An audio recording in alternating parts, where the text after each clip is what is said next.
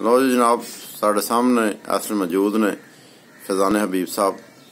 ये इंजीनियर ने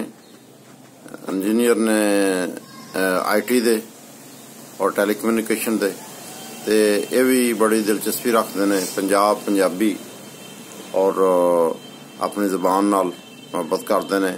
वैसे बचपन जो उर्दू बोलते रहे लेकिन काफ़ी इन्होंने शौर आ गया तो उर्दू भी बोलना कोई बुरी चीज़ नहीं, लेकिन पंजाबी नाल नक्सस ही एक शगफ है। इस सिलसिले मैं इन्होंने पूछना चाहना कि तुसी जे ये टैक्नोलॉजी के जरिए पंजाबी के फरोग लई की अपनी खिदमात सानू दे सकते हो। असी पंजाब नैशनल पार्टी का क्याम भी हो गया तो इस सिलसिले तुहाडे की व्यूज़ है?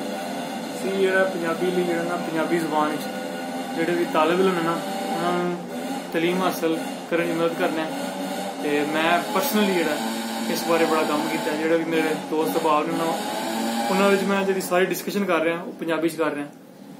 सारे अपना तलीम शलीम जो सारा सबजैक्ट्स वगैरह डिस्कस होंगे सारे पंजाबी ज़बान होंगे ताकि पंजाबी नूं फरोग मिले, ना कि बाकी स्कूलों कॉलेज की बल्कि आपस पर्सनल डिस्कशन फरोग भी जिस पंजाबी ज़बान का इस्तेमाल करने ताकि पंजाबी जो फरोग पाए।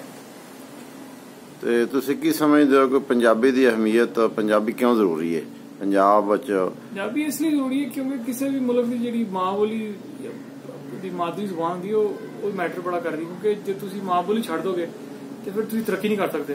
तो लोगों को चीज़ां समझाने वास्ते बहुत ही थल्लड़ी सतह जाके तुहानूं जाना पैंदा ते ओहदे वास्ते तुहानूं माँ बोली उन्होंने जी अपनी ज़बान है मादरी ज़बान है ओहदे च उन्होंने समझाना पैंदा कि भई यह चीज़ है वे ते भावें दुनिया जिन्नी मर्जी तरक्की कर जाए वो चीज़ां तुसीं अपनी ज़बान ट्रांसलेट करके तर्जमा करके ते फिर समझाओ ताकि उन्होंने चीज़ां की सही तरह समझाए, बजाए कि तुसीं जेह्ड़ा अपना जेह्ड़ा बजाय पंजाबी बोलने वाला उन्होंने बजाय कि अंग्रेजी समझाओ वो फिर उन्होंने समझ लगती कि जुमला कितों शुरू हो रहा है कितने खत्म हो रहा है।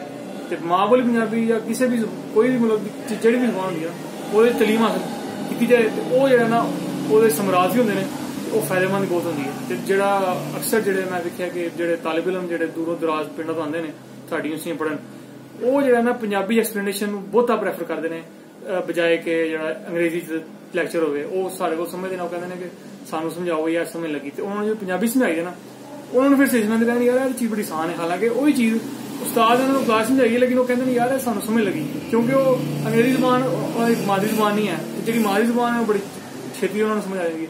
यह बड़ा एक अहम पहलू है पंजाबी ज़बान का। लो जी उन्होंने बड़ी अहम गल की है क्योंकि अक्सरीयत लोग जिहड़े ने असी पिंडां चों तलक है और मोस्टली लोगों की ज़बान मदर लैंगुएज पंजाबी है।